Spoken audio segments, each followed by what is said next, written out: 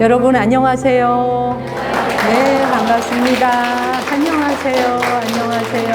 아유, 여러분 먼 길 오시느라고 고생 많으셨고, 서울에서 오신 분 손 들어보세요. 서울. 다수네, 다수. 내리세요. 서울 아닌 사람 손 드세요. 경기권부터 시작해서 많이 오셨어요. 박수 한번. 좋습니다. 뭐 서울이건 경기건 다 좋은 일. 그 다음에 여기는 시카고에서 왔어요. 예, 일어나봐. 일어나서 인사 앞뒤로. 안녕하세요. 영어로 해볼래 한번? 응? 영어로 인사해봐. 이렇게 영어로 하는 거야? 영어는 이렇게 하는 거야? 네. Good morning 이렇게 해요? 저 뒤로 돌아서서. 안녕하세요. 오늘 미국식 인사법 하나 배웠어요. 자, 전부 자, 시작. 좋으네요. 뭐 초등학교 때부터 와가지고 벌써 7학년이 됐대잖아. 요만할 때 저하고 사진 찍은 거 요까지 왔는데 지금 이제 나랑 키가 그냥 거의 비등비등해요. 내년에 올 때는 더 커서 와서 업어주겠냐 했더니 그건 좀 곤란한가 봐. 그럼 내가 직접 업어주겠다 그랬어요. 네. 아이들이 저렇게 부모님 따라서 법회에 왔다가 성장해가는 모습을 보는 건 정말 기쁨이에요. 자녀들. 정말 그거는 너무나 귀한 일이에요. 왜냐하면 요즘에 그렇게 안 따라다녀요. 재밌는 거리가 너무 많잖아요. 예, 관심거리도 많고 이런데 누가 부모님을 따라서 뭐 굳이 또는 부인을 따라서 절에 올 것이며, 그치? 예, 그런데 함께 이렇게 동행해서 와주시는 걸 보면 얼마나 감사한지 몰라요. 우리 스님들 일어나셔서 저 뒤 좀 한번 돌아보세요. 어떤 분들이 오셨나. 일어나서. 예, 한번 보시고 크게 합장하고 반배하셔야 돼.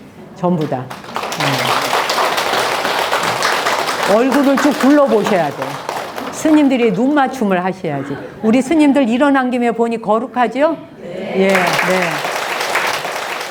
뭐 우리가 이렇게 보면서 할 수 있는 날이 얼마나 될 것 같아요. 사실 길지 않더라고요.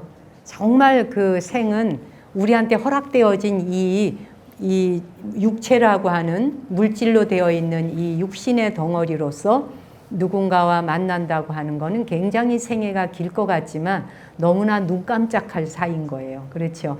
그래서 저는 여기 오시는 한 분 한 분들이 다 너무나 귀하고 소중하고 진짜 어떻게 어디서 오셨는지는 잘 모르나 다 각자의 댁에서 여기를 오기 위해서 이렇게 나서서 오셨겠구나 생각하면 마음으로 항상 감개무량합니다. 예, 이 참 생각하면 귀찮은 일이거든요. 어떤 면에. 근데 그 유튜브 보시고 오신 분이 대부분이죠? 오늘 와서 저 처음 보는 분도 많죠? 잘 오셨어요. 유튜브 보면서 아픈 몸, 윤화 방송 들으면서 아픈 몸을 많이 고치고 치료했다, 변화했다, 이런 분들 연락받을 때 또 그런 편지 받을 때 굉장히 놀랍고 감사하거든요. 불과 며칠 안 됐는데 인천에 계시는 분이시라고 하는데 이제 올해 61살이 되셨대요. 근데 목소리가 굉장히 젊으시더라고요. 나는 40대인가 했어요. 그랬더니 이제 암 수술도 받으시고 수술 결과도 좋고 치료를 받고 있는데 윤화 방송을 계속 들으면서 그거 의지하고 명상 듣고 거기서 나오는 경전 뭐 이런 데 법문 이런 걸 하나하나 챙겨 듣다가 완전히 생각이 바뀌어지니까 굉장히 건강해졌다는 거예요. 자기가 이렇게 행복하고 좋아졌고 자기 인생에 변화가 왔는데 내가 이 인생에 변화 온 거를 뭘로 스님한테 보답을 할까 생각하다가 그 돈 모은 걸 1,000만 원을 정각사 불사비로 보내셨어요. 그래서 보내왔다 그러길래 제가 그분께 전화를 드렸어요. 그래서 일단 수술 잘한 거 축하드리고 그리고 이제 앞으로 후유증 없이 어떻게 해나가시면 좋겠다. 이제 이런 말씀을 드렸더니 제가 스님 또 부지런히 모아가지고 모일 때마다 한 번씩 보낼 거래. 그래서 아니라고 됐다고. 모아서 저한테 보내지 말고 모아서 당신 치료하는 데 쓰시라고. 잘 먹여주고 당신 병 치료하는 데 보살님 병을 치료하는 데에 거기에 잘 쓰이면 그것이 절에 불사하는 거하고 똑같다고. 그래서 그만큼 불사하셨으면 됐다. 그러고 난 다음에 제가 하나 허락을 구하려고 전화드렸다. 정각사 불사비로 쓰라 했는데 윤화방송 우리 제작비로 쓰겠다. 윤화방송은 절이 아니기 때문에 돈이 안 들어온다. 그 여기 한 달에 2만 원씩 내는 사람 몇백 명도 안 되는 것 같고 정목 스님이 전국 다니며 방방곡곡 벌어서 여기 윤화방송에 돼야 된다. 근데 저기 우리 제작진이 한번 카메라 들고 나가서 촬영해하고 편집해야지 전부 만들어서 올려야 되니까 그 자체가 다 제작비지. 근데 누가 그걸 인식하나요? 그 사찰들에서 윤화방송 하듯이 방송 만들기가 어려운 이유가 경제적 사정 때문에 못하는 거예요. 예. 그러는데 정각사로는 기도비다 뭐다 보시래도 윤화방송은 2만 원 내던 것도 끊거든요. 형편이 어려우시니까. 그러니까 어떻게 돼? 정목스님이 길에 나서야 되는 거지. 내가 서울역에 가서 목탁을 치는 수밖에 없는 거지. 그래서 저는 가끔 정각사로 보시하겠습니다라고 보내주실 때는 금액이 한 300만 원, 500만 원 이렇게 되면 연락을 드려요. 제가 이거는 윤화방송으로 제작비로 좀 쓰겠습니다. 그래도 보내신 분이 어디다 쓰는지는 아셔야 되니까 허락을 구해야 되잖아요. 그냥 아무 데나 대고 내 맘대로 헐렁 쓰면 안 되잖아요. 귀한 보시를 보내주셨는데. 그랬더니 우리 저기 이제 윤화방송 직원들이 저 위에 지금 있는데, 예, 그분들이 너무 감사해 하는 거예요. 그러니까 그런 보시가 한 번씩 들어오면은 더욱더 열심히 또 해야 되겠다는 생각이 날 수밖에 없죠. 예. 그래서 보시를 내시고 안 내시는 거 관계없이 듣는 것도 보시예요.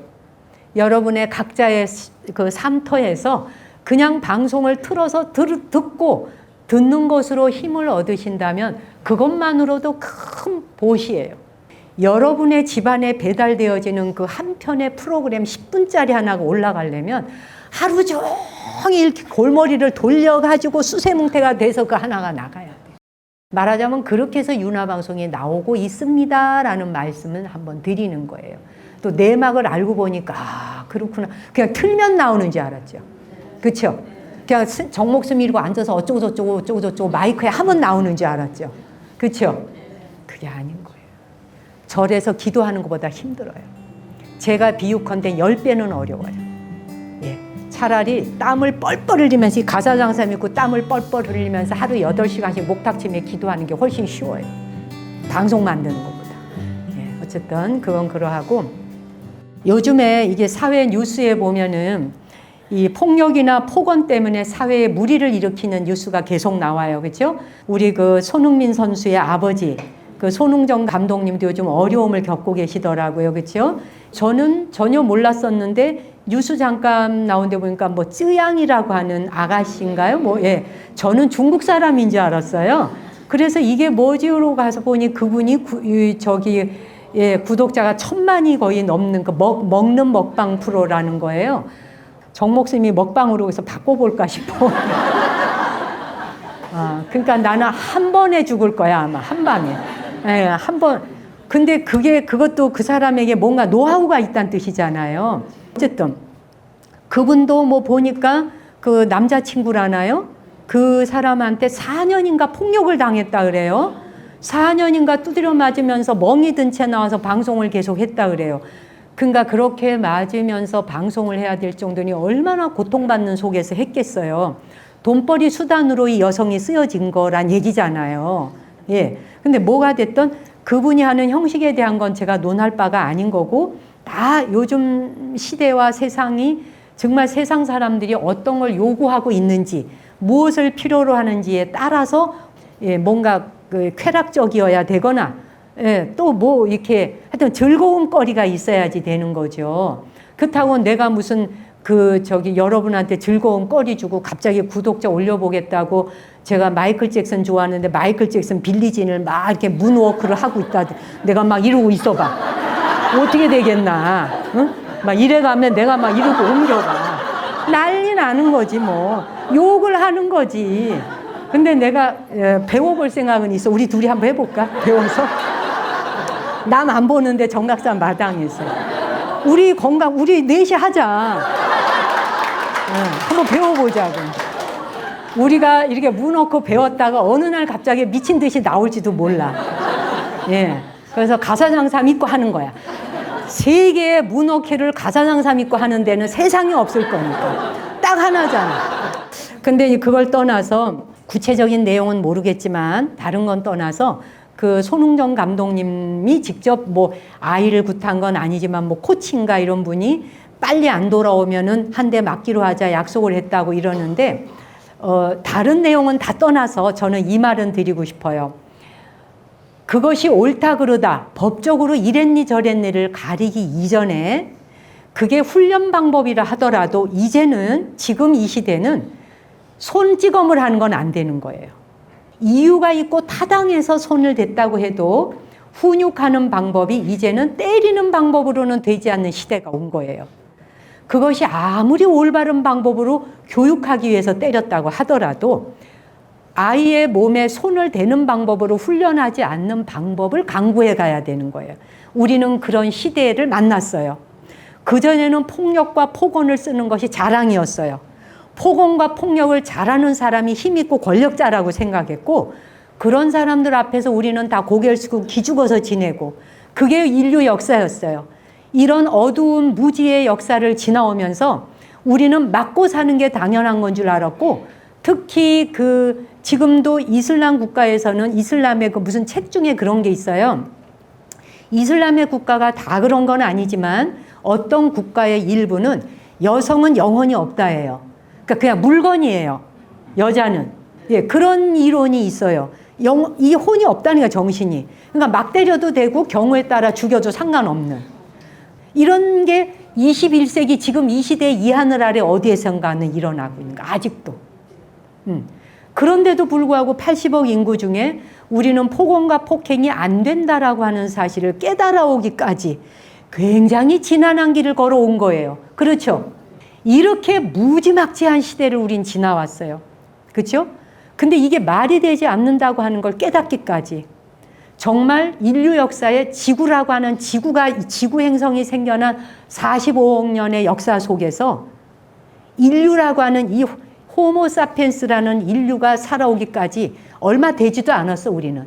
예, 마이오세부터 시작해서 얼마 되지도 않는 이 시대에 만들어졌던 이 포유류 종이 어째서 그렇게 때리고 패고 폭언과 폭력으로 그렇게 시대를 점철해 왔을까? 그리고 그게 이제 뭐냐면 억압 때문에 남성들의 경우 우리나라 남성들이 옛날에 폭력을 많이 쓴 게 아들한테 거는 기대가 많잖아요. 그리고 특히 장남, 그렇죠? 그 집안의 기둥 뭐 이렇게 해서 덮어 씌워놓은 게 너무 많아. 그러니까 짐을 짊어져야 돼. 짐을 짊어져야 되다 보니까 눌린 건 있는데 억눌린 거를 해소할 데가 없으니까 제일 먼저 나온 게 뭐야? 욕설이 나가죠. 욕은 풀기 위한 방법으로 썼던 거예요. 그래서 우리나라가 전 세계 욕이 제일 많은 나라래요. 우리나라의 욕만 연구해서 책으로 나와 있는 게 있어요. 일본 사람이 연구했어요. 한국의 욕에 대해서. 일본에서는 그런 욕이 존재하지도 않는 게 너무 많대요. 그래서 고등학생들을 상대로 실험을 했는데 하루 중에 욕을 얼마나 쓰는가에 대한 그러는데 하루 종일 제일 많이 쓰는 게 62가지 종류의 욕을 쓰는 학생이 있어요. 몇 시간 만에. 욕 종류가 62가지가 된대. 나는 궁금해 도대체 뭔 욕이 그렇게 많은지. 우리 몇 개 되지도 않아. 별게 다 욕으로 다 나가서 폭발하는 게 폭언으로 나가고 폭력으로 나가고 이 두 가지 방법으로 해소를 했던 거예요. 이게 정말 이 문화가 인류의 문화가 왜 이토록 이렇게 되었는지에 대한 건 많이 지금 생각해야 되고 오늘 이 자리에 와 계시는 저를 포함한 우리 모두가 애를 때린다는 일이 이미 안 되는 걸로 이젠 기정사실화된 거예요. 아이한테 손찌검을 한다. 이 말은 아무리 내가 낳은 아이이지만 남의 몸에 손을 대는 것은 굉장한 모욕이 되는 거예요. 그게 내 아이일지라도. 부모가 보세요. 애는 약해요. 그 다음에 힘을 쓸 수 없어요. 애가 어릴 때 부모가 폭력을 쓰면 그걸 막을 방법이 없어요. 막을 방법이 없으니까 아이가 어떻게 하나요? 욕을 하고 물건 때려 부시고 그러죠. 잘못된 태도가 막 나오죠. 잘못된 아이를 키우게 돼. 매질을 하지 않는 것만으로도 얼마든지 사람을 키울 수 있다는 거예요. 그 박지성 선수가 그런 얘기를 했더구만요. 자기가 축구를 할 때 맞으면서 배웠는데 만약에 자기가 훈련할 때 폭행을 당하지 않았다면, 그렇게 때리는 것으로서 훈육하지 않았다면 자기는 축구를 더 잘했을 거라고 생각한다. 자기가 지나온 시간을 돌아보면. 그래서 자기는 그때 생각을 했대. 절대 나는 내가 누구에게도 폭행은 하지 않겠다. 손찌검을 하지 않겠다. 자기가 누구를 훈련을 시키는 그 감독의 자리, 선배의 자리에 있다 해도 때려서 가리키는 방법은 쓰지 않겠다. 이런 말을 했더라고요. 그래서 오늘날에 우리 박지성 선수가 그렇게 국민들에게 존중을 받는 거 아니겠어요? 네. 그래서 이제 우리 손흥정 감독님이 그 얘기를 했어요. 제가 옛날 방식으로 잘못된 방식으로 훈육을 하고 했는 것은 잘못되었다. 그러나 내가 사랑이 없는 마음으로 하지 않았습니다. 분명히 그랬을 거예요. 그분이 어떤 분인지 우리가 다 알잖아요. 그렇죠? 그 손흥민 선수를 키워낸 그 드라마를 보면 정말 와, 저는 수행자라도 저렇게 할 수 있을까? 그분을 보면서 제가 깨달은 게 너무 많고 느끼는 바가 많았거든요. 또 제 자신을 돌아보는 큰 계기가 되기도 했던 것이고요. 진짜 기회가 된다면 그런 분은 내가 앞에 면전에 뵙게 된다면은 한 수 배우고 싶을 정도의 그런 분이에요. 이 손흥정 감독님은요. 그러나 훈련을 하고 소년들, 그렇죠? 초등학생이나 중학생 이렇게 유소년 그 체육인을 키워내야 될 적에 그동안 군대도 그렇고 얼마나 때리고 빠따다 뭐다 해서 맞아야 인간 된다. 맞아서 인간 됐어요? 맞아서 우리나라 남자들이 얼마나 상처가 깊어. 세월이 가니까 이제 본인들이 그래. 군대 생활할 때가 그래도 제일 재밌었대. 다시 가서 맞아보라지. 그 소리 나오나. 그래 안 그래요? 다시 가서 맞으면 못 맞겠지. 뼈 다 부러져요. 때려서 사람 만든다는 거, 그건 정말 우리가 어리석었던 시절인 거예요. 그래 안 그래요? 폭력, 폭언에 대한 거 검색 잠깐만 해도요. 상상할 수 없이 나와요. 가정폭력, 아동폭력, 무슨 부부 사이에 무슨 폭력, 학생폭력, 뭔 폭력. 이름도 너무 많아, 폭력에 대해서. 제가 오늘 이런 말씀을 드리는 것은 구타를 하지 않고 폭행과 폭언을 하지 아니하고 사람과 사람을 존중하면서 인간 대 인간으로 대할 수 있는 시대를 살아야 된다는 거예요. 우리는 그 길을 오기 위해서 얼마나 많은 강과 바다를 건너왔는가. 그리고 맞고 살아오신 분들이 이 자리에도 지금 많이 계실 거예요. 예. 근데 요즘에 제가 너무 진짜 이거는 기상천외한 일을 또 발견했어. 남편이 아내한테 맞고 살아. 와, 맞아. 그리고 내가 놀란 게 여성이 30대 중반이고 남자가 45살이요. 여자가 35살인가 그렇고. 그러고는 욕을 막 해. 부인이 남편한테. 그러면 막 남자가 막 쥐죽은 듯이 그거를 막 해. 그런데 그 남편한테 너무나 센 욕을 막 하는 거야, 그냥. 너무 막 센 그 폭언을 막 하는데 그 부인이요. 자기는 그게 세다고 생각 안 하는데 이게 미치는 거예요. 이 남편이 어떻게 했는지 알아요? 직장 다니는, 어머 나는 그 남자 이걸 착하다 그래야 돼? 부처님 가운데 토막이라 그래야 돼? 뭐라 그래야 돼요? 뭐라 그런지 알아요? 여자한테 덤비지를 않고요. 자기 머리를 화분에 가서 짓지요. 이렇게. 너무 고통스러워가지고. 예. 자기를 자해를 해. 부인이 막 해대니까 풀 데가 없어서 풀라고 하면 부인이 여자가 더 하는 거예요. 남자들도 여자한테 쫄려서 사는 사람이 너무 많아요. 쫄아서 사는 사람들이. 큰 소리 한 번을 못 치고 사는 남자들이 너무 불쌍한 거야. 그냥 전부 다. 남자고 여자고 간에. 그러면서 왜 결혼을 해갖고 스님이 됐으면 좋았잖아. 스님이 됐으면 얼마나 좋아. 예? 폭력을 쓰게 된 것도 그렇다는 거예요. 원래 이제 먹고 살기 위한 정도로 농사를 지었잖아요. 근데 농사를 짓다가 보니까 어떻게 돼? 우리가 사는 이 지구에는 건조지대와 습윤지대 두 지대죠. 그죠? 건조지대는 몽골과 같은 사막지대. 그치? 그 다음에 습윤지대는 어디예요? 예, 해안가가 있거나 강가가 있거나 농사 짓기 좋은 곳. 그렇죠? 그런 곳에는 농사가 잘 되죠. 그러니까는 거기서 농경민이 발달할 수밖에 없고 그 다음에 이제 건조 지역은 어떻게 돼? 비도 안 내리지, 바짝 마르지, 사막이지, 먹을 게 없지, 농사 안 되지. 그러니까 어떻게 돼? 거기는 유목민이 발달할 수밖에 없지. 그러니까 초지를 찾아서 계속 이동을 해야 되니까 어디로 가야 돼? 남하를 해야지. 남쪽으로 내려와야 될 거 아니에요? 예. 그러니까 얘네들이 이 소나 양이나 이런 애들이 뭘 뜯어먹을 풀을 찾아서 내려와야 되니까 남하를 해야 되니까 내려오다 보니까 농사지은 농경민들의 것을 어떻게 돼? 자기네는 농사 짓는 법도 몰라요. 말만 타고 달려봤기 때문에. 그거 어떻게 돼? 때리고 폭력 쓰고 폭언 써서 빼앗는 것밖에. 그 다음에 농경민은 어떻게 농사를 많이 지니까 먹고 남는 걸 어떻게 돼서 저장을 하죠. 소유가 생기죠.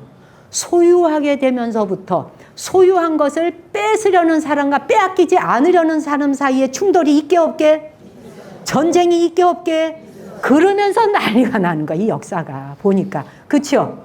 근데 제가 얼마 전에 그 EBS를 봤는데 이런 말이 있더라고. 호랑이는 얼마나 호랑이를 죽일까?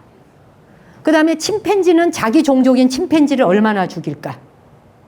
많이 죽일 것 같잖아요.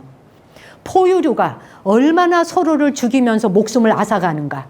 이 다큐로 나온 게 있어요. 너무 재밌고 흥미진진 봤는데 인간을 포함해서 1024종의 포유류를 다 검사를 했어요. 연구를 했어요. 포유류를. 그랬더니 어떻게 된지 알아요? 같은 포유류라도 같은 종족끼리 죽이지 않는 포유류도 있어요. 자기 종을 안 죽여. 해치질 않아. 그 다음에 유난히 서로를 죽이는 종도 있어요. 인간이 궁금하잖아. 인간이 어땠는지 알아요? 인간의 폭력성은 이 모든 1024종의 포유류를 다 합쳐서 모든 포유류 중에서 자기 종족을 죽이는 게 6배가 높아. 그래서 살인사건이 막 일어나는 거야. 막 죽여 그냥. 네. 전쟁 때 보세요. 그 뭐 징기스칸 시대 뭐 이럴 때 보면 자료에 실제인지는 모르나 뭐예요? 그 마을 전체를 초토화하라. 그 마을 전체를 몰살시키라. 새끼 하나도 남기지 말라. 뭐 이런 말들이 있어요. 그러니까는 자기 먹고 살기 위해서 같은 종을 죽이는 게 너무나 아무렇지도 않아. 이런 시대로 우리가 살아왔다고요. 죽이는 게 아무렇지도 않은 세상.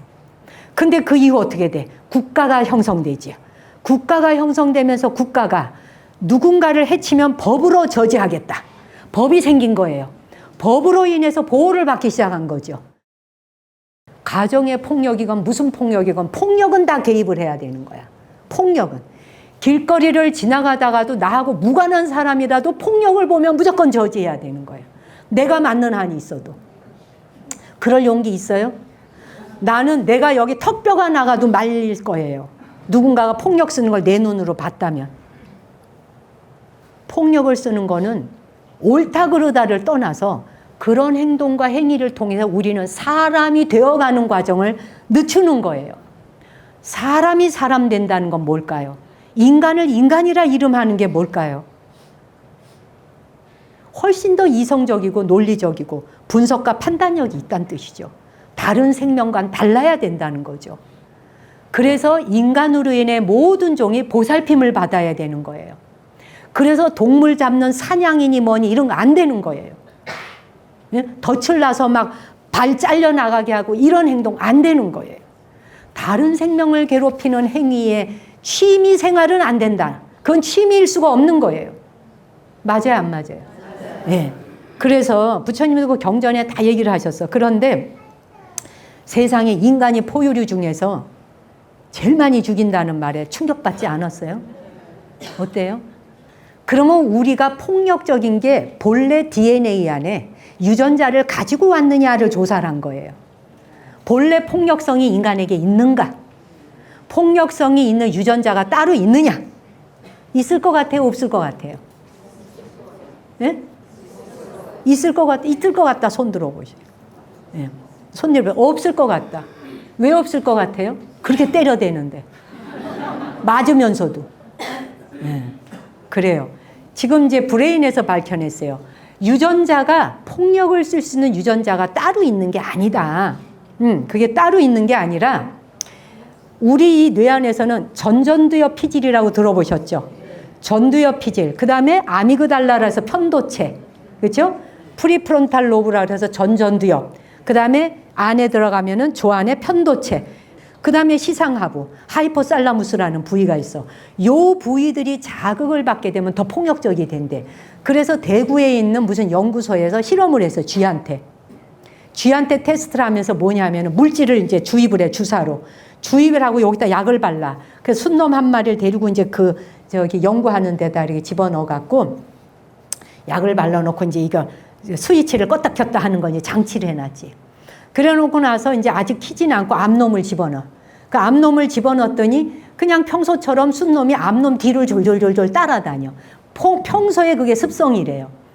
그냥 조용히 졸졸졸졸 따라다녀. 뭔가 이제 매력을 좀 느껴보려고.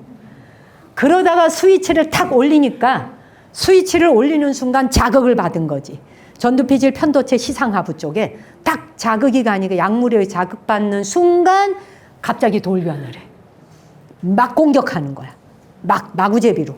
막 공격을 해. 그러다 스위치를 딱 내리니까 딱 멈춰서 본래대로 또 뒤를 졸졸졸졸 따라다녀. 이 실험이 뭘 말할까요? 원래 폭력적 유전자가 있다가 아니라, 그렇죠? 자극을 받는 순간 폭력성이 생길 수 있다는 거예요. 고등학교 1, 2, 3학년 학생을 상대로 EBS에서 이거 실험을 했어요. 그랬더니 어떠는 줄 알아요? 애들이 처음부터 끝까지 욕으로 다 해요. 왜 그렇게 욕을 하냐 했더니 욕이 안 섞이면 말이 안 나와. 그래서 욕을 한마디도 안 넣고 얘기를 해봐라니까 버벅거려요. 단어가 생각이 안 나. 단어가. 그러니까 욕이 안 들어가면 다음 말을 잊지를 못하더라고요. 이거 너무 놀랍지 않아요? 그 다음에 이제 어떻게 했냐면은 욕이 무엇을 의미하는지를 쫙 자료조사를 해서 애들한테 다 보여주고 설명을 해서 선생님이. 예, 무슨 욕, 쥐뿔 개뿔 소리 들어보셨죠? 그런 욕이 무엇에 해당한다라고 다 애들한테 얘기를 하고 10 더하기 8. 이 욕이 뭐다. 이거를 애들한테 다 가르쳐 줬더니 애들이 뭐라는지 알아요? 그렇게 심한 말인지 전혀 몰랐대요. 하나같이 하는 말이. 이게 이런 의미인지 전혀 몰랐다면서 너무 부끄럽다는 거예요. 이제 그런 말을 알고는 못 쓰겠대. 그러니까 학생들이 욕을 하는 건 의미를 몰라서 마구제비 쓰는 거예요. 여러분들이 평소에 자기가 욕을 얼마나 하는지 한번 테스트 해보세요. 몇 마디를 하는지. 욕 써본 적 있죠? 많이 써봤죠? 심한 욕 막 써요? 그치. 뭐라 그래?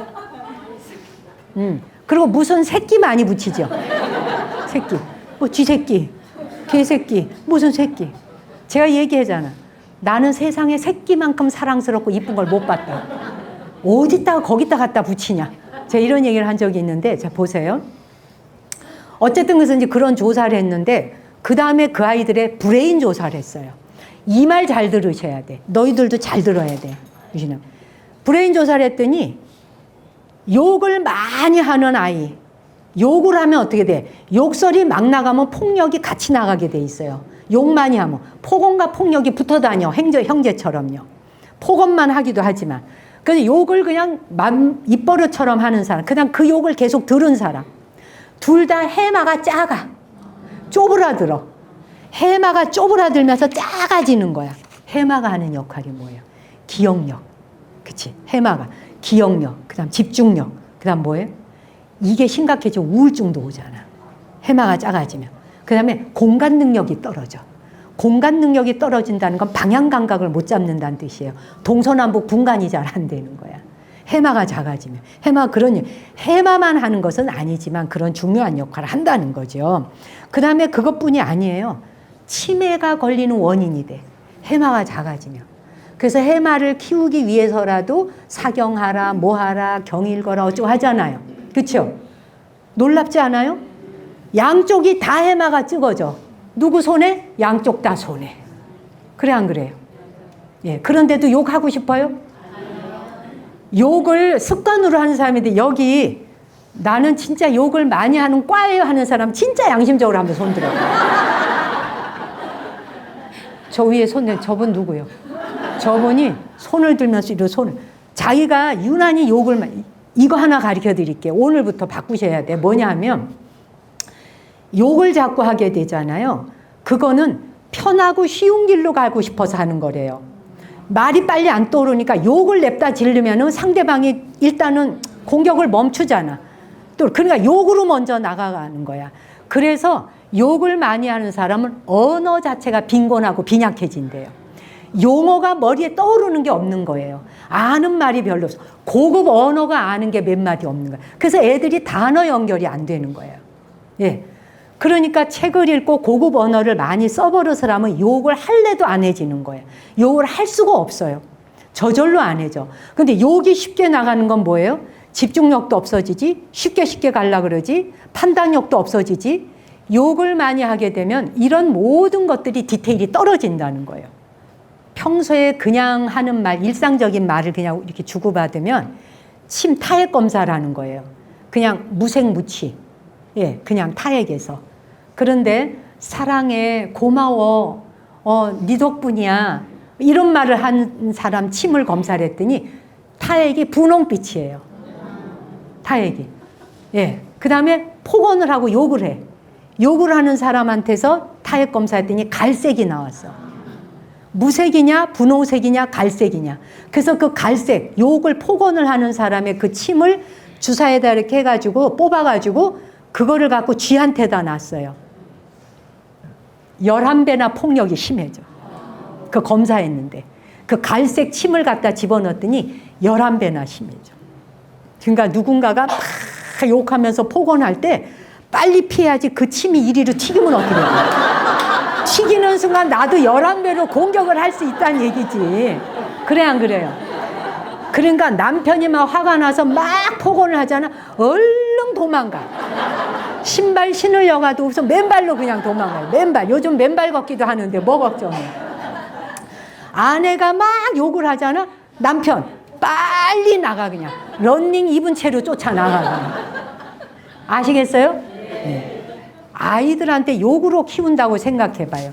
그 아이의 장래와 미래를 그렇게 힘들여서 애 가져가지고 애 가져서 애 10달 동안 해서 낳아가지고 생사를 찢으며 고통받으며 낳은 아이를 욕을 해가면서 갈색 침이 나오게 해서 그 갈색 침으로 주사를 안 맞아도 애가 그냥 같이 폭력을 쓰게 되는 거예요. 이게 우리가 세상에 사람이 와서 할 일이겠느냐는 거예요. 아니죠? 예, 그러면 안 된다는 거예요. 그래서 우리가 이제 폭력을 하도 쓰면서 이렇게 살다가 보니까 폭력 좀 쓰지 말자라고 하면서 이제 국가 기관이 개입을 하게 되고 도덕과 윤리적 가치 기준이 개입을 하게 되고 종교가 개입을 하게 돼요. 그런데 종교가 개입을 하면서 종교가 어떻게 됐어? 더 폭력을 써. 더 폭언을 쓰고. 종교의 가르침이 그런 게 아니죠. 그거를 가리키는 사람들이 그렇게 하는 경우가 있죠. 어느 단체, 어느 누구를 만나서도 겁을 주고 겁박하면서 이거를 믿어야 되고 이거 믿지 않으면은 너 죽고 너 사고 나고 니네 조상서부터 뭐가 어떻게 되고 집안이 뭐 쑥대밭이 되고 그런 말을 듣게 될 때 여러분이 가져야 되는 생각은 뭐냐? 오라 그러세요.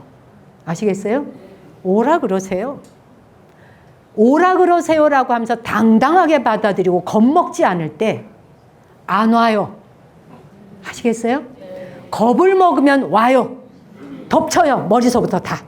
그래서 우울해지고 쪼그라지는 거예요. 아시겠어요? 오라 그러세요. 제가 아는 어떤 회장님이 부산에 갔대요. 그래서 뭐 이렇게 사주팔자 보는 분한테 어떻게 가게 됐대요. 그랬더니 그분이 그 사주팔자 본다는 분이 이 회장님한테 그랬대. 당신의 큰딸한테 큰딸을 위해서 뭐 이렇게 잘해줘야지 만약에 이렇게 말하자면 빌어주지 않으면 네 큰딸 큰일 난다. 사고 당할 수 있다. 뭐 이렇게 얘기를 했대. 그러고 이제 몇 천만 원을 뭐 이렇게 요구를 했대요. 이 회장님 너무 멋있어. 거기서 딱 일어나더니 내가 그거 몇 천만 원 안 내고 빌지 않으면 내 딸 그 일 당해요? 당해야 되면 당해야죠. 딱 이랬대. 일어나가지고. 그래서 내가 그거 했다 그래갖고 내 딸한테 아무 일이 없으라는 보장이 있어요? 이쯤 나가야 된다는 얘기죠. 아시겠어요, 여러분? 보장이 있어요? 한 번 했다고 끝나요? 이 사람 정신없는 소리 하네. 그 사람한테 바로 정신없는 소리 하네. 내 아이에게 그런 일을 겪어야 된다면 나는 겪겠소. 이런 거예요. 겪겠소. 근데 여러분한테 그런 일이 실제로 왔다 그래봐. 어떻게 될까? 3천만 원 갖다 바치지. 꼬다가라도 주지, 꼬다가라도. 안 그래? 내 자식이 잘못된다는데. 보세요. 이번에 왜 홍수 나서 저 대전이에요? 대구에 어디예요? 물난리에 막 떠내려가서 엄마가 막 저기 떠내려 물에 막 잠겨가고 있잖아. 그쵸? 잠겨가고 있는데 그냥 엄마를 누구도 구조할 수가 없어. 물살이 너무 세서. 그런데 이제 아들이 소식을 듣고 뛰어왔죠? 네. 그랬더니 엄마가 뭐라 그래? 엄마를 건지러 가야 되는데 오지 마라, 너 죽는다. 내가 울었잖아. 이게 부모 마음이야. 자기가 지금 죽어가는데 오지 마라, 너 죽는다. 나는 죽어도 돼. 그러니까 자식이 죽는 꼴은 못 봐. 이게 엄마예요. 이것이 대자비심이고, 이 대자비심이 이 수많은 폭언과 폭력 속에서도 인류가 이 길 위에 올 수 있었던 것은 어머니들의 무한 자비심 때문에 이 세상 우리가 여기까지 오늘날까지 올 수 있었다. 그 말 한마디가 얼마나 기가 막혀. 오지 마라, 너 죽는다. 내 자식 죽을까 봐. 그런데 어떻게 돼? 아들이 끝까지 어머니를 구하러 가서 둘 다 살아오잖아. 둘 다 떠내려가 죽었으면 우리가 다 가슴을 쳤겠죠. 그치? 그 어머니와 아들의 이 한마디 말의 메시지가 폭력과 폭언을 하지 말아야 되는 이유가 그 한마디로 그냥 요약할 수 있을 것 같아요. 오지 마라, 아들아. 너 죽는다. 오면 너 죽는다. 세상에 자기가 곧 거기서 숨결 떨어지기 얼마 안 남았어요. 지금 곧 죽어, 곧 죽어. 내 죽음 앞에 공포와 두려움이 있지 않을까? 그런데 내 자식이 죽는 것이 더 두려워. 무조건 보호해야 된다고 생각해. 우리는 이 수많은 폭언과 폭력에 시달려 오면서도 이 어머니의 무한 사랑과 무한 자비심, 그것이 인류를 생육했고 키워왔다. 우리는 모두 그런 어머니의 품에서 태어난 자식들이다. 그런 어머니의 사랑을 받고 그런 어머니로부터 이쁨을 받고 먹이를 받아먹고 이렇게 자라나서 몸뚱이 커지고 어른이 되었다 해서 함부로 살아서 되겠는가? 욕하고 폭언하고 아무나 때리고 어디 때릴 때가 있다고. 난 세상에 제일 못난 사람이 폭력을 행해서 남한테 멍들게 하고 피멍나게 하고 뼈 부러뜨리고 괴롭히는 사람. 남녀노소를 불문에 붙이고 초등학생이고 중학생이고 이제 그 정도를 판단할 수 있는 나이임에도 불구하고 가서 유약해 보이는 친구를 함부로 때린다? 그런 인간 종이 이 세상에 필요하겠느냐는 거예요. 이 인류는 그런 포유류를 원하지 않아요. 이 인류는 그런 종류를 다 걷어내는 시대를 맞이하고 있어요. 남의 몸에 손대지 말라는 거예요. 함부로. 따뜻한 사랑으로 품어주는 것이 아닌 다음에는 훈육한다고 때리는 행위 하지 말라. 이것으로써 우리 인류는 다시 도약을 하고 있는 거예요. 재도약을 하면서 우리가 살아가야 될 길과 앞길을 바라보면서 어떻게 살아가야 하는지를 보여주고 있는 거예요. 남의 몸에 손 함부로 대지 말라. 툭툭 때리면서 건드리지 말라. 모욕 주지 말라. 욕설하지 말라. 왜? 모든 사람은 고통을 피하고 싶어 하니까. 조그마한 개미 한 마리, 모기 한 마리도 모든 사람은 다 행복하고 싶어 하니까 그들의 행복을 내 맘대로 빼앗지 말라. 그들에게 무슨 권리와 무슨 자격으로 함부로 고통을 주는가? 함부로 폭력을 행하는가? 그가 당신에게 맞기 위해서 태어났는가? 그가 이 인류에 두드려 맞기 위해서 태어나고 욕설 듣기 위해서 태어났는가? 그렇지 않다는 것이죠. 제가 끝으로 이 부탁 하나 드리면서 마무리하겠습니다. 살면서 하루에 한 번이 어려우면 일주일에 한 번, 밤하늘에 별을 올려다 봐주세요. 이 말을 드리고 싶어요. 밤하늘에 별을 한 번씩 올려다 보는 포유류가 되자. 그런 인간이 되자. 밤하늘에 별을 바라보면서 내가 온 곳이 어디이며 어디로 갈 것인지를 한 번만 생각하자. 타고르가 그런 시를 남겼어요. 그 타고르가 너무나 그 멋진 그 시를 남겼는데 나의 수줍은 램프를 격려하려고 나의 수줍은 램프를 격려하려고 광대한 밤이 그 모든 별들을 켠다. 뭔 말인지 모르겠지? 함께 따라해 볼까요? 나의 수줍은 램프를 격려하려고 광대한 밤이 그 모든 별들을 켠다. 여기서 수줍은 램프라는 거는 나 한 사람 한 사람의 존재의 빛이 램프불 정도밖에 안 되는 유약하고 작다는 거야. 아주 작고 유약하고 하찮은 불빛이지만 한 사람 한 사람의 램프 불빛은 너무나 허약하고 유약하고 작아 보이지만 깜빡깜빡 요 정도의 램프이지만 그렇게 보일지라도 이 한 사람 한 사람의 각자의 그 램프불들이 얼마나 소중하고 귀한 것인지, 그것이 마치 뭐야? 우리 인간이 살아가면서 작은 노력 하나, 내가 하는 미약한 힘 하나, 내가 이 노력하면서 살아가느라고 애쓰고 있는 이거 하나하나가 작은 램프 불빛에 불과하다는 거야. 수줍은 램프 불빛에 불과해. 그런데 이 수줍은 램프 불빛이 광활하고 광대한 저 밤하늘의 별이 수없이 은하계의 별빛이 반짝거리면서 나를 보살펴주고 보호하고 내려다보고 있다는 거지. 그 불빛이 나를 내려다보고 있고 나의 이 깜빡거리는 작은 램프가 하늘의 별빛을 바라보고 있다. 그것이 우리의 존재다. 그걸 잊지 말자는 거지. 아이들 방학이잖아요.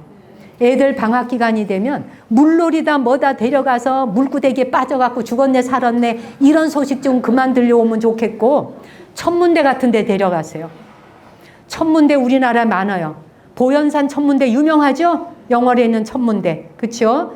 여러 천문대가 있어요. 조경철 박사인가 그분이 하는 천문대 강원도에 있잖아요. 화천인가. 이런 데 아이들과 함께 가셔서 어른이건 아이건 별밤 별을 한 번씩 보셔라.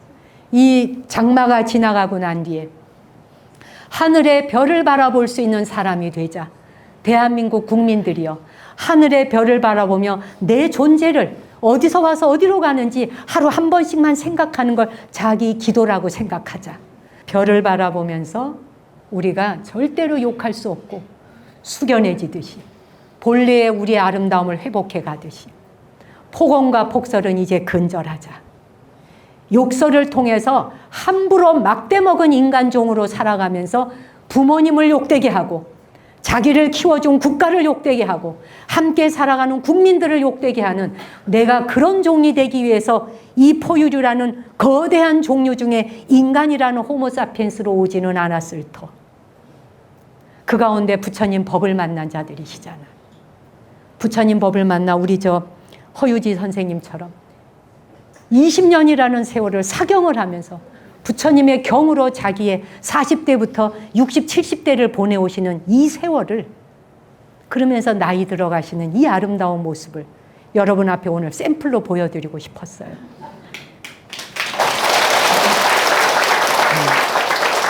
자, 그래도 끝으로 그 시를 한 번 더 읽어야지. 한번 해보셔. 외웠으면 시작.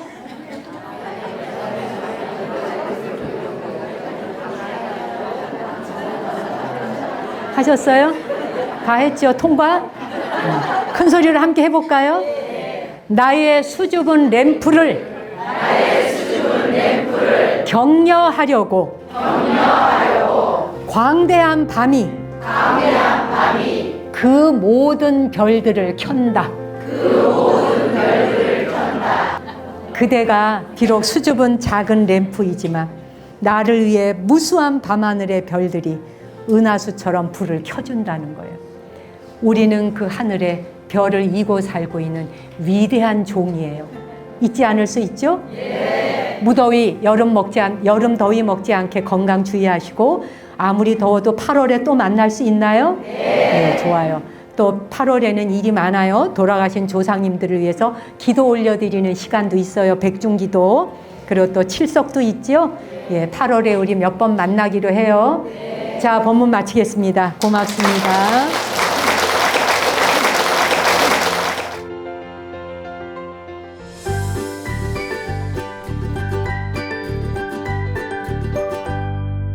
제가 소개해드리고 싶은 분이 있어서 초대를 했어요. 허유지 보살님이신데 이분은 무형문화재를 보유하는데 사경, 불교 경전을 쓰는 걸 갖고 사경을 가지고 이수자, 불교 경전 사경하는 걸로 문화재가 되신 분이 있어요. 은사스님 누구시죠? 김경호 선생님이라고 하는 분이 우리나라에 불경 사경하는 걸로 갖고 무형문화재가 되셨어요. 그분의 수제자예요. 이수자로서 요번에 인정을 받으셨어요. 근데 제가 이분을 왜 오늘 초대했냐면 내 법문 시작 전에 보여드리고 싶은 게 있어서 잠깐만요. 요것만 일단 하나만 잠깐. 지금 이게 묘범연화경이에요. 보이시죠? 그래서 법화경인데 그 묘범연화경이 총 7권으로 되는데 그 중에 이게 1권이에요. 이걸로 7권이 있다는 뜻이죠. 그 중에 하나만 우선 가지고 오셨어요. 이분이 이거를 7년간 사경을 하셨어요. 7년 동안 하루에 2줄씩 쓸 수 있으니까 2시간에 2줄을 써. 그 다음에 또 쉬었다가 2줄 쓰고 2줄 쓰고 이거를 하루 종일 여기에 온 정성을 받들어서 금강경을 쓰신데 붓으로 쓴 것도 있지만 이걸 금으로 쓰셨어요. 그러니까 금값만 7억 5천이 들어갔어요. 7편을 쓰는데 도대체 어떻게 7억 5천에 금값을 했냐. 남편 안 오셨죠? 네, 남편이 여기다 차로 태워다 주고 가셨는데 금값이 비싸졌잖아요. 그 5만 원, 6만 원 이렇게 하면은 그때 돈이 모이면 가서 금을 조금 사다가 금만큼 쓰고 또 금 떨어지면 금 좀 사. 아무 데도 돈을 안 쓰는 거야. 오직 금 사는 데다가 투자를 해서 이 경을 금사경을 하셨어요. 이 장갑을 끼고 해야 돼서.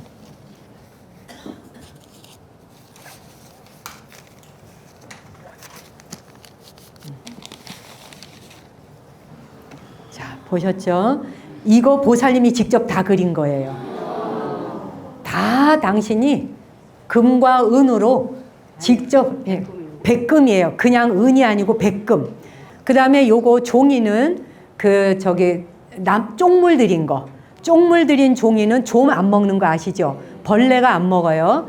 쪽물 들인 종이에다가 금을 사서 이 붓으로 하나하나를 그려가며 머리카락보다 6배나 가느다란 그런 식으로 그려가며 이거를 직접 그리시고 경을 쓰셨는데 이제 7편이 완성이 됐어요. 7년 만에. 박수 한번 보내주세요.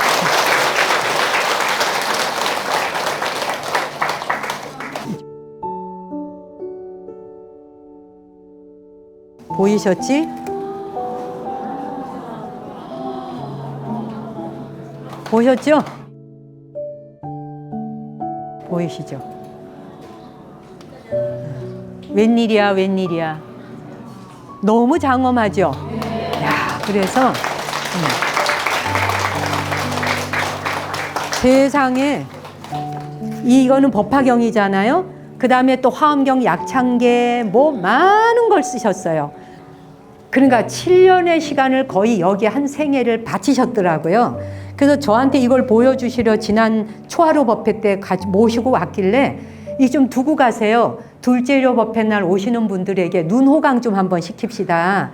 이게 뵙는 것만으로도, 친견하는 것만으로도 우리 모두의 눈과 마음이 정화가 된다는 제가 생각이 들어서 오늘 좀 오시라고 했어요.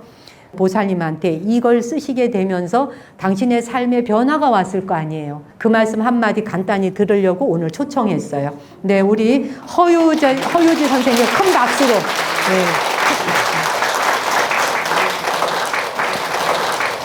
허유지입니다. 저는 사경한 지가 20년이 됐어요. 그 전에는 많은 작품을 했고 지금 법화경을 10년째 하는 거예요. 제일 처음에는 한글로다가 하고 지금 이제 이거는 1년에 한 권씩 금으로다가 이제 하는데 밖에 들려요. 올해 이제 다 맞추고 내년이나 후년쯤은 이제 전당에서 이제 전시를 하는 예술의 전당. 예술의 그런 분들 많이들 와서 보시고 그럼. 제가 이걸 하면서 좋았던 거는 저희 남편이 많이 바뀌었어요. 술을 많이 마셨대. 많이 마시고 1년 365일이면 한 360일은 마셨을 거예요 그냥. 그렇게 뭐 2시 이렇게 오는데 요즘에는 저한테 너무너무 잘해요. 그리고 아주 뭐 내가 어떻게 될까봐 아주 걱정이 대단해요. 너무너무 저를 소중하게 생각하는 거예요. 그래서 그렇게 180도로 바뀌었어요, 하여튼 저희. 이렇게 할 수 있게 이제 지금 하는 것도 실은 제가 돈이 있어서 하는 게 아니거든요. 아까 스님도 말씀하셨지만 조금 이제 거기서 나오면 종이를 사고 돈이 있으면 금을 하나도 샀다, 뭐 2개도 샀다 이런 식으로 해가면서 10년째 지금 올해 다 맞추고 있는데 마침 이제 경목스님하고 인연이 닿아가지고 이렇게 여러분들을 뵙게 돼서 참 감사하고 제가 사경을 했는데 너무 집안이 편안하니까 여러분들도 사경을 하셨으면 참 좋겠습니다. 세상에.